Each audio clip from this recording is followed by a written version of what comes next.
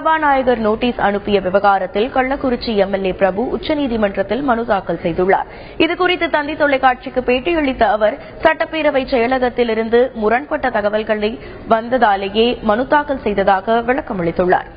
29ஆம் தேதி சபாநாயகர் நோட்டீஸ் அனுப்பிச்சிருந்தாரு.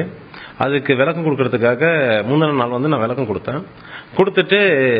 கொடுத்ததுக்கு அப்புறம் என்ன ஆயிடுச்சுன்னு சொன்னா, இந்த ஜட்மெண்ட் எல்லாம் பார்க்கும்பொழுது அந்த ஜட்மெண்ட் எனக்கும் பொருந்தும்னு சொன்னாங்க. அது பொருந்துன்ற வகையில நான் அதை பேஸ் பண்ணி ஒரு லெட்டர் ரிப்ளை கொடுத்திருந்தேன்.